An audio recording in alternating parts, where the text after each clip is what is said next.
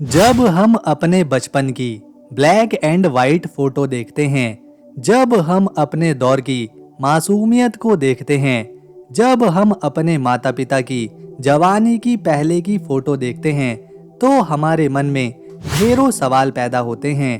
हमारा दिमाग हमें तुरंत 40-50 साल पीछे लेकर जाता है, गांव की हरियाली में, शांति में, साफ नीले आसमान में।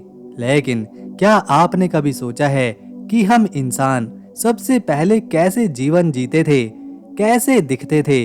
क्या आज से 47 लाख साल पहले इंसान ही बंदर थे या फिर बड़े जानवर?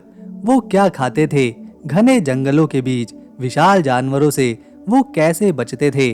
सोचिए, ये समय 47 लाख साल पहले का है, जब धरती किसी गर्म तवे की तरह जलती थी, इस पर चलना भी मुश्किल था।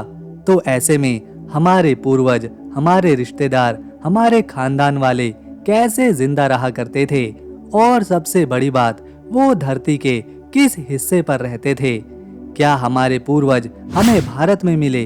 क्या वो अमेरिका में मिले या फिर अफ्रीका में? ये सारे ही सवाल बहुत ही दिलचस्प हैं। आइए इन्हें करीब से जानें और आज से 47 लाख साल पहले हमारे रिश्तेदार, हमारे पूर्वजों का जीवन देखें। लेकिन उससे पहले आपसे एक ही रिक्वेस्ट है, अगर आप वीडियो को एक लाइक करेंगे और चैनल को सब्सक्राइब करेंगे तो हमारी मेहनत सफल रहेगी और ये काम आपके लिए बिल्कुल फ्री है। दोस्तों, जरा सोचिए, एक ऐसी दुनिया जहाँ कोई शहर नहीं, कोई सड़क नहीं, कोई फोन या टीवी नहीं, सिर्फ घने जंगल, ऊंचे पहाड़, नदियां जो बहती हैं बिना रुके और आसमान जो आज से ज्यादा साफ और नीला है। ये 47 लाख साल पहले का समय है, जिसे वैज्ञानिक प्लियोसीन काल कहते हैं। उस वक्त धरती पूरी तरह से ठंडी नहीं हुई थी। गर्मी इतनी कि जमीन पर नंगे पैर चलना जैसे आग पर चलना। लेकिन हमारे पूर्वज जो इंसान बनने की राह पर थे, वो इसी दुनिया में जी रहे थे। उनका नाम था आर्डीपिथेकस रामिडस, या फिर प्यार से आप उन्हें आरडी कह सकते हैं।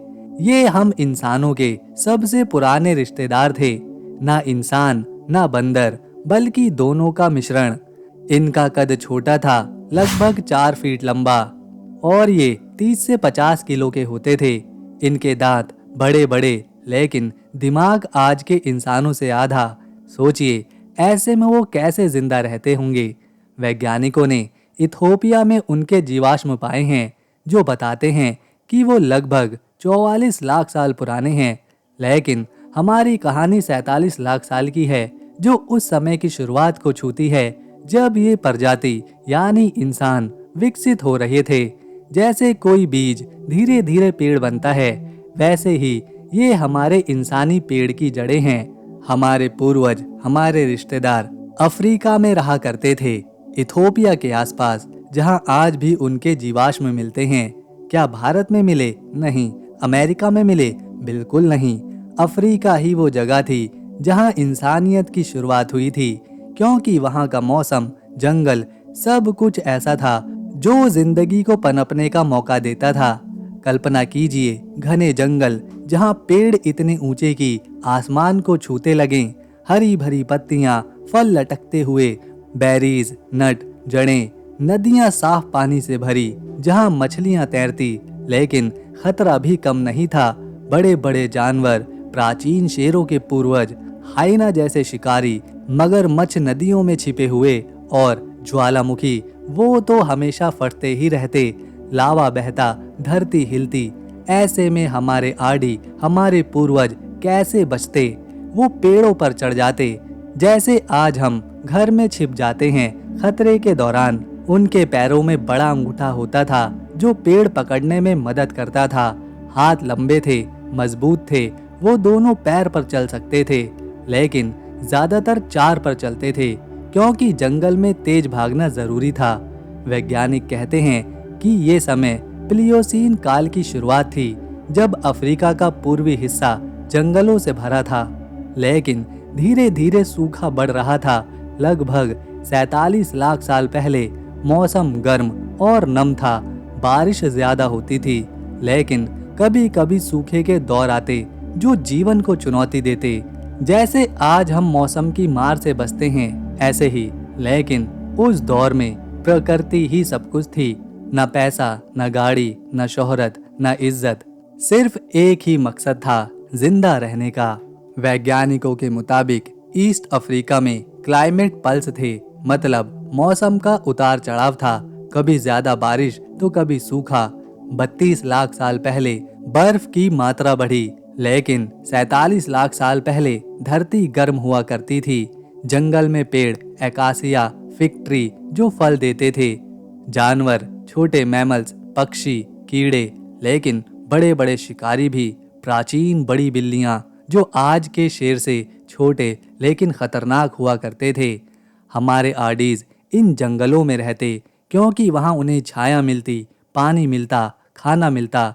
जैसे आज हम शहरों में रहते हैं सुविधा के लिए, वैसे ही वो अलग अलग जंगल चुनते। उनके जीवाश्म बताते हैं कि वो वुडलैंड में रहते थे, मतलब जंगल और घास के मिश्रण वाली जगह में। वो घने पेड़ों पर चढ़कर सो सकते थे, छिप सकते थे। आप जरा कल्पना कीजिए, सूरज की किरणें पत्तों से छन कर आती, हवा में नमी, बारिश की बूंदें टपकती, लेकिन ज्वालामुखी फटते, राख गिरती जो मिट्टी को उपजाऊ बनाती, लेकिन खतरा भी पैदा करती। ऐसे में जीवन एक संघर्ष था, लेकिन प्रकृति का हिस्सा भी था।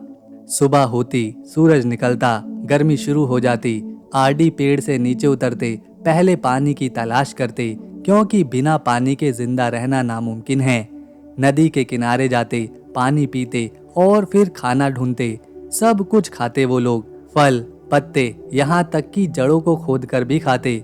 कभी कीड़े तो कभी अंडे चुराकर। वो मीट खाते थे, लेकिन कभी शिकार नहीं करते थे, क्योंकि उनके पास कोई हथियार ही नहीं था, कोई आग ही नहीं थी, बस मरे हुए जानवर। जो जानवर शिकार करके खाना छोड़ देते थे, वो बचा कुचा खाना वो लोग खाते थे। उनके दांत मजबूत थे, वो कच्चा ही मांस चबाकर खा लेते थे। वैज्ञानिकों ने उनके जीवाश्म से पता लगाया कि वो ओमरीवोर थे, पौधे और मीट दोनों को खाने वाले, लेकिन ज्यादातर पौधे खाने वाले थे, क्योंकि जंगल में ये आसानी से मिल जाते थे। अगर कोई बड़ा जानवर आया तो पूरा समूह चिल्लाता, सिग्नल देता। कोई भाषा नहीं थी, लेकिन वो एक साथ आवाजें निकालते थे, जैसे कि आज चिंपैंजी करते हैं। सब पेड़ की ओर भागते, छिपते। शाम होती, फिर पेड़ पर घोंसला बनाते, पत्तों से बिस्तर पर सो जाते। बच्चे माँ की पीठ पर लटकते रहते, सुरक्षा के लिए। जैसे आज हम ऑफिस जाते हैं, घर जाते हैं, वैसे ही उनका यही रूटीन था, लेकिन ये प्रकृति के साथ जुड़ा हुआ था। कोई छुट्टी नहीं, हर दिन जिंदगी की लड़ाई। वैज्ञानिकों ने पाया कि उनके हाथों में ग्रिप मजबूत थी, जो चढ़ाई के लिए बनी थी। पैर बाईपेडल थे, लेकिन फ्लेक्सिबल भी। ये उन्हें जंगलों में रहने में मदद देते। अफ्रीका के जंगलों में बारिश हो रही है, पानी की बूंदें पत्तों से टपकती, जमीन गीली करती, और हमारे पूर्वज उसी ग्रुप में चलते, 10 से 20 के परिवार में, महिला और पुरुष साथ में, बच्चे पीछे खेलते हुए।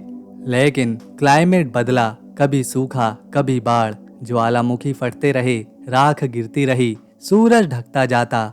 ऐसे में वो अपनी जगह बदलते, पानी की तलाश में आगे बढ़ते। क्योंकि उन्हें जिंदा रहना था, तो उन्होंने प्रकृति के साथ अपने आप को ढालना शुरू कर दिया। उनका शरीर बना था जंगल के लिए। 2 पैर पर चलना शुरू हुआ यहीं से, क्योंकि हाथ फ्री होने से खाना पकड़ सकते थे। हमारे पूर्वज अफ्रीका में ही क्यों मिले?